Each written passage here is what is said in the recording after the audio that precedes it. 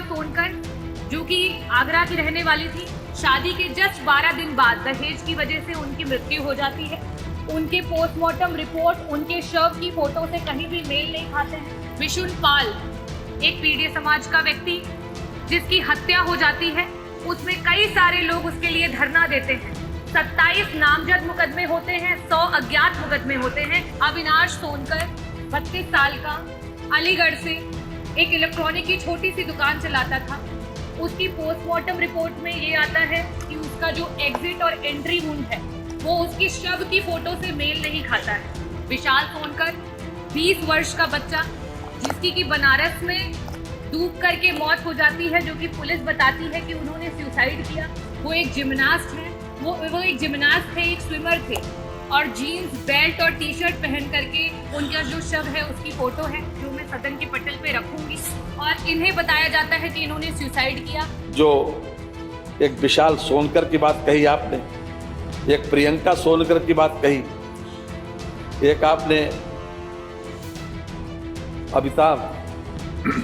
अविनाश सोनकर की बात कही, और एक विष्णु पाल की बात कही। मान्यवर, ये इंडिविजुअल केसेस की न तो आपने इसमें हमें क्राइम नंबर दिया, न हमको ये बताया कौन से सन का केस है। मान्यवर, इंडिविजुअल केसेस की जिसके बारे में मान्यवर पहले से कोई जानकारी नहीं है, तो वो तो आप दे नहीं, आप अपनी बात के वो कोट करने में वजन भले ही दे रही हो, लेकिन ये मेरे पास सूचनाएं नहीं है।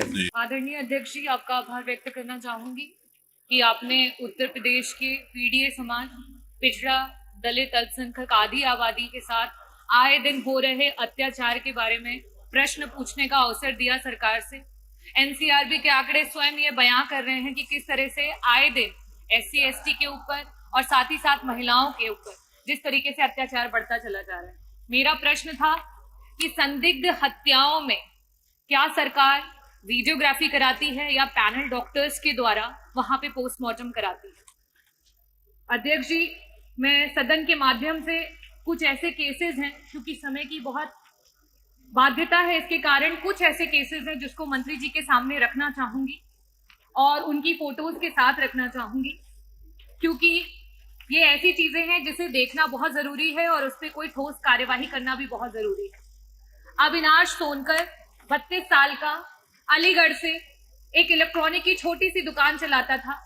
उसकी पोस्टमार्टम रिपोर्ट में ये आता है कि उसका जो एग्जिट और एंट्री वुंड है वो उसकी शव की फोटो से मेल नहीं खाता है, और पुलिस कहीं ना कहीं इसे ये दर्शा रही है कि वो एक सुसाइड है, जबकि पोस्टमार्टम रिपोर्ट में ये भी पाया गया है कि दोनों एग्जिट और एंट्री साइड पे जो बोन्स है वो फ्रैक्चर पाई गई है, जो कि सुसाइड में कनपटी से जब आप गोली चलाएंगे, बुलेट चलाएंगे, तो ऐसी स्थिति में होना पॉसिबल नहीं है। तो पोस्टमार्टम की रिपोर्ट और साथ ही साथ जो शव की फोटो है उसमें कोई मेल नहीं है, और ना ही यहाँ पे किसी पैनल ऑफ डॉक्टर ने इस पोस्टमार्टम को किया है, और ना ही इसमें कोई वीडियोग्राफी की गई है।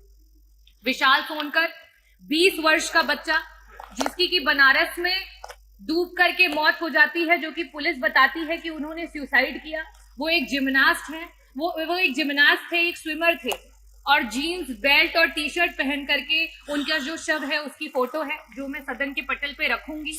और इन्हें बताया जाता है कि इन्होंने सुसाइड किया। वो कहीं ना कहीं हत्या है, जिसमें पुलिस सिविल में उनके साथ नोकझोंक करती है, मारपीट करती है, और उससे आहत होकर के वो डूब करके जान दे देते हैं। इनके पोस्टमार्टम में ना तो कोई पैनल ऑफ डॉक्टर्स है, ना ही वीडियोग्राफी की गई है। प्रियंका सोनकर, जो कि आगरा की रहने वाली थी, शादी के जस्ट 12 दिन बाद दहेज की वजह से उनकी मृत्यु हो जाती है। उनके पोस्टमार्टम रिपोर्ट उनके शव की फोटो से कहीं भी मेल नहीं खाते हैं। जो शव की फोटो है उसमें पूरा का पूरा खून उनके कपड़े में लगा हुआ दिखाई दे रहा है, लेकिन पोस्टमार्टम रिपोर्ट में कहीं भी नहीं दिखा रहा है कि उनका कॉज ऑफ डेथ क्या है। वहां यहां तक डॉक्टर ने ये लिखा हुआ है कि cause of death can not be ascertain. ऐसे बहुत सारे पोस्टमार्टम रिपोर्ट्स हैं। विशुन पाल, एक पीड़ित समाज का व्यक्ति, जिसकी हत्या हो जाती है, उसमें कई सारे लोग उसके लिए धरना देते हैं। 27 नामजद मुकदमे होते हैं, 100 अज्ञात मुकदमे होते हैं, लेकिन विशुन पाल जी की जब पोस्टमार्टम होती है तो उसमें ना तो पैनल ऑफ डॉक्टर्स है, ना ही वीडियोग्राफी है, और बाद में उनको एक नॉर्मल डेथ करार कर दिया जाता है, जिसपे कोई भी कार्रवाई नहीं होती। ऐसे आए दिन बहुत सारे केसेस हैं जहां पे वीडियोग्राफी ना होने के कारण, पैनल ऑफ डॉक्टर्स ना होने के कारण एक दलित समाज, का बच्चा उसके परिवार से चला जाता है। ना जाने कितनी आत्माएं जो हैं अशांत है सिर्फ और सिर्फ सरकार की नाकामी की वजह से, और वो परिवार रोज आए दिन कचहरियों के और आपके थानों के चक्कर काट रहे हैं। मेरा प्रश्न सरकार से ये है, मंत्री जी से ये है, सबसे पहला प्रश्न कि क्या सरकार ने कोई ऐसा नियम लागू किया है कि सारे के सारे जितने भी थाने हैं उत्तर प्रदेश में वहां पे सीसीटीवी की निगरानी में सारे कार्य हो रहे हैं, और अगर सीसीटीवी की निगरानी में नहीं हो रहे हैं तो क्या कस्टोडियल डेथ्स को लिबर्टी देने के लिए ये किया जा रहा है? मेरा पहला प्रश्न ये।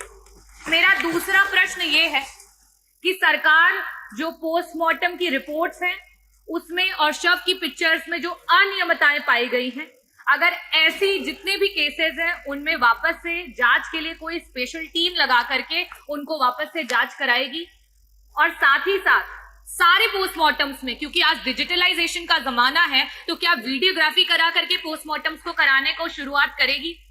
मेरा लास्ट सवाल आपसे ये है मंत्री जी कि आए दिन आपके खुद के एनसीआरबी के आंकड़े बता रहे हैं कि किस तरीके से हत्याएं बढ़ती चली जा रही हैं, महिलाओं के खिलाफ अपराध बढ़ते चले जा रहे हैं। ये रिसेंट डेटा पढ़ के मैं आ रही हूं, और अगर आप चाहेंगे तो मैं यहाँ टेबल भी कर दूंगी। आप इशारों से बताना चाह रहे हैं कि ये गलत है, चाहे वो महिलाओं के खिलाफ अपराध हो जिसमें 1 लाख पॉपुलेशन में 60,000 महिलाएं हैं जो आए दिन अपराध का शिकार हो रही हैं। साथ ही साथ SC/ST कम्युनिटी का भी मैं टेबल कर दूंगी। मेरा आपसे आखिरी प्रश्न ये है कि जो परिवार अपने लोगों को खो दे रहा है, एक प्रजापति समाज के 2 बच्चे छोटी सी चाउमीन की दुकान चलाते थे जौनपुर में, मात्र थाने से 100 मीटर की दूरी पे गला रेत करके उनकी हत्या कर दी गई, और ऐसे ना जाने बहुत सारी वारदातें सामने आई हैं। इन परिवारों को जहां से आज उनके भरण पोषण के लिए कोई नहीं बचा है, क्या सरकार उन परिवारों को कोई मुआवजा देगी और साथ ही साथ रोजगार की किसी स्कीम से जोड़ेगी? धन्यवाद। माननीय मंत्री।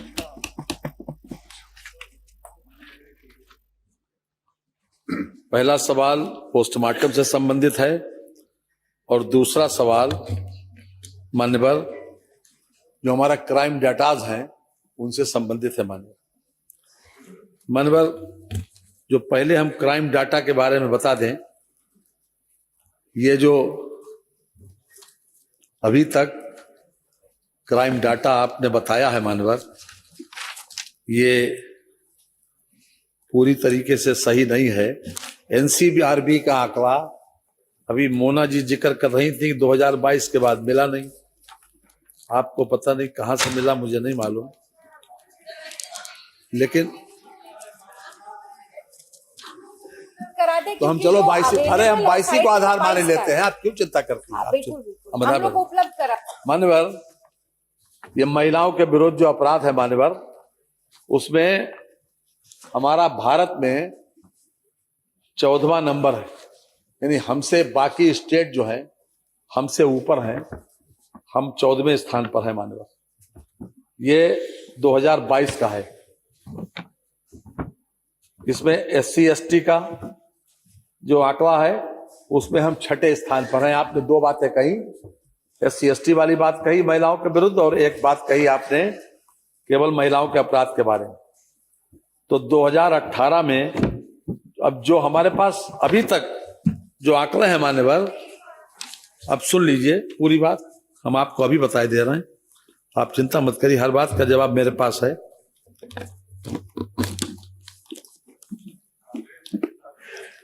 हैं?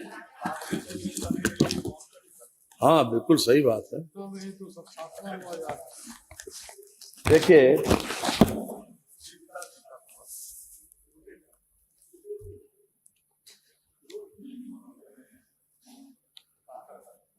जो महिलाओं की बात कही इन्होंने, बलात्कार में नहीं, 1 मिनट पहले वहां से शुरू हूं। डकैती, बलवा, निवेदन जी, इन्होंने पहले हत्या की बात करी। तो 2016 में हत्याएं हुई थी 4667, और 2023 में हत्याएं हुई हैं 2787, 2024 में हत्याएं हुई हैं 2753। तो 2016 के मुकाबले में 2024 में 41.01% की कमी है हत्याओं में। आपने प्रश्न आपका हत्या के संबंध पहले था, और दूसरा आपने महिलाओं के बारे में बता दिया, तो हमने महिलाओं के बारे में भी आपको जानकारी दे दी। ये भी अपने आप में एक बहुत बड़ा वो है। दूसरा सवाल आपका यह है कि पोस्टमार्टम का, पोस्टमार्टम में जितना भी संजीदगी और सावधानी बरती जा सकती है मान्यवर, उतनी सावधानी मान्यवर हमारी सरकार के द्वारा बरती गई।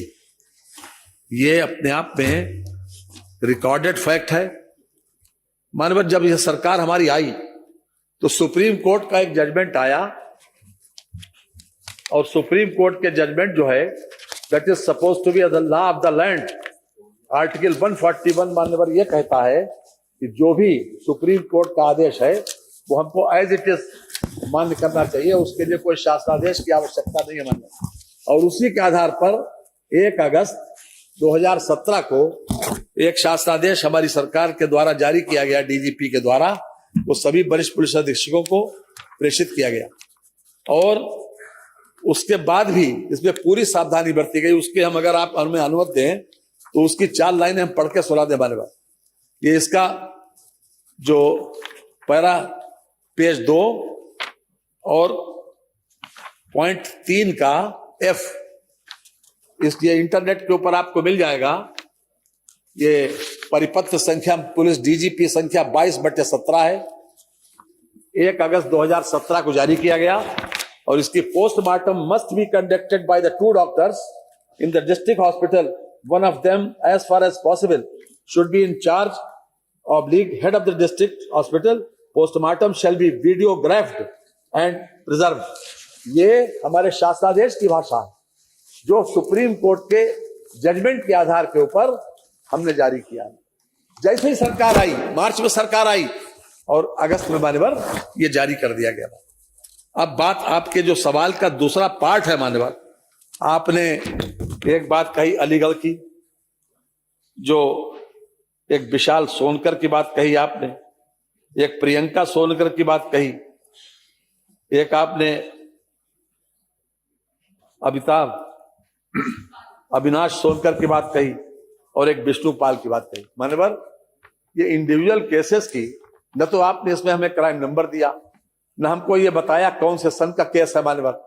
इंडिविजुअल केसेस की जिसके बारे में मान्यवर पहले से कोई जानकारी नहीं है तो वो तो आप दे नहीं, आप अपनी बात के वो कोट करने में वजन भले ही दे रही हो, लेकिन ये मेरे पास सूचनाएं नहीं है। दूसरी बात यह है कि जो हमारी व्यवस्था है उस व्यवस्था में हमने इसमें दिया भी है कि संदिग्ध प्रकरणों में जहां बलात्कार हो, हत्या हो, दहेज हत्या हो, पुलिस फायरिंग में मौत हो, जेल में विचाराधीन तथा अथवा सजा याफ्ता की मृत्यु, पुलिस कस्टडी में मौत, इन सारी की सारी मामलों में मानवर वीडियोग्राफी भी होती है और 2 डॉक्टर से पैनल से पोस्टमार्टम भी होता है। और साथ ही साथ हमने अभी उसके बाद भी जो हमारे शासनादेश जारी किए हम उसके भी अभी आपको पढ़ के सुनाई देते हैं। उसमें पूरी बात की इस बात के संभावना ध्यान रखा गया है। जो दहेज हत्या की बात आई हमारे वहां, अगर कोई 7 साल के अंदर, आपने एक 12 दिन की बात कही, अभी 7 साल के अंदर अगर कोई सुसाइड भी कर ले, पहले जो केस 304 भी हुआ करता था, अगर उसमें कोई सुसाइड भी कर ले तो वो भी दहेज हत्या के अंदर लिखा जाता है मान्यवर। हमारी व्यवस्था यह है, हमारे बीएस में भारतीय न्याय संहिता में व्यवस्था यह है। मैं इस बात को इसलिए कोट कर रहा हूं कि जब तक इन सब चीजों में अगर कोई भी व्यक्ति संदिग्ध परिस्थिति में किसी ने चाहे सुसाइड किया हो या किसी का मर्डर हुआ हो तो उसके लिए ऑलरेडी व्यवस्था है मान्यवर। इसके अलावा भी मान्यवर हमने 24 घंटे पोस्टमार्टम की व्यवस्था की। पहले 9:30 बजे सुबह से था, उसके बाद हमने रात में भी सूर्यास्त होने के बाद भी व्यवस्था की है। अभी 31/1/25 को भी एक शासनादेश जारी करके इस बात की व्यवस्था की गई है ताकि ये किसी प्रकार का, ये 31/1/25 का शासनादेश, और उनके पोस्टमार्टम में ये भी है कि उनके बैठने की अगर वो चाहें कि परिवार के लोग तो बैठ भी सकते हैं हमारे पास। इसलिए पूरी सावधानी इस बात की बरती गई है कि न्याय हो और मान्यवर न्याय दिखाई भी पड़े। आपकी जो मंशा है इंडिविजुअल केसेस में, देखिए कंट्राडिक्शंस होते हैं, ये बात सही है, कंट्राडिक्शंस होते हैं। फैक्ट्स के गवाह कुछ कहते हैं मान्यवर और पोस्टमार्टम की रिपोर्ट कुछ कहती है। जब फैक्ट्स के गवाह और पोस्टमार्टम की रिपोर्ट जब कोराबोरेट करती है तभी कहीं जाके पनिशमेंट मिलता है, और दोनों में अगर डिफरेंस ऑफ ओपिनियन होता है तो मान्यवर उस केस में कुछ भी नहीं होता है। इसलिए जो फैक्ट्स के गवाह हैं और उस हमारी सरकार ने सबसे ज्यादा कन्विक्शन अपने आप में ये साबित करता है कि हमारी सरकार ने सबसे ज्यादा इस बात पर ध्यान दिया कि मर्डर को भी रोका जा सके। हालांकि माननीय 2-3 कैटेगरी के मर्डर ऐसे हैं कि जो हमारी समझ से इसको रोकना मुश्किल है। आज ग्रेवाइड सडन प्रोवोकेशन में बातचीत हो रही है, कोई पीए बैठा हुआ मर्डर हो गया। हम ऑनर किलिंग नहीं रोक सकते। गांव में ऐसा भी होता है कि अगर ये हमें मार देगा नहीं तो हम इसको मर्डर कर दे, ये भी वजह है मर्डर की। ईर्ष्या भी मर्डर की वजह है। तो हर मर्डर रोका भी नहीं जा सकता मर्डर, लेकिन जो सजा है वो अपने आप में बताती है कि हमारी सरकार कितनी विजिलेंट है कानून और व्यवस्था के मामले में। हमारे पर 2 केसेस हम ऐसे कोर्ट करना चाहते हैं जो एफआईआर से लेकर और सजा दिलाने तक केवल 40 दिन में एफआईआर से लेकर और सजा दिलाने तक। आप महिलाओं की बात कर रहे हैं, सुनिए। केस बलरामपुर का है, थाना गौरा चौराहा है, क्राइम नंबर 153/24, पाक्सो बलात्कार का मामला है, सेक्शन 65(2) BNS 3/2 पाक्सो एक्ट, और एफआईआर हुई 29/12/24 को, चार्जशीट लगी 7/1/24 को, फिर एफआईआर 29/12/24 को, 7/1 को चार्जशीट लगी, डिसीजन आ गया 29/1/25 को, और 31 दिन में 20 साल से अधिक की सजा हो गई। मान ये महिला की बात कर रहे हैं। सुल्तानपुर का केस है नंबर 1, ये 40 दिन के से कम में रिपोर्ट से लेकर और सजा तक। सुल्तानपुर का केस है ये, धनपतगंज थाना है, क्राइम नंबर 226/24, महिला संबंधी 296 BNS, 15/12/24 को एफआईआर होती है, 17/12/24 को चार्जशीट लगती है, और 20/1/25 को डिसीजन आ गया। ये मात्र 36 दिन में केस का फैसला हो गया, 5 वर्ष के अंदर सजा हुई। और हमारे पास ऐसे भी केसेस हैं, सदन का समय खराब नहीं करना चाहते, कि जिसमें 41 दिन से लेकर और 60 दिन के अंदर 9 केसेस सजा हुई, और 61 से लेकर और 60 और 80 दिन में 17 केसेस सजा हुई। हमारी सरकार, इसी सरकार। न्यूज नेशन अब व्हाट्सएप पर खबरों के ताजा अपडेट के लिए न्यूज नेशन के इस QR कोड को स्कैन करें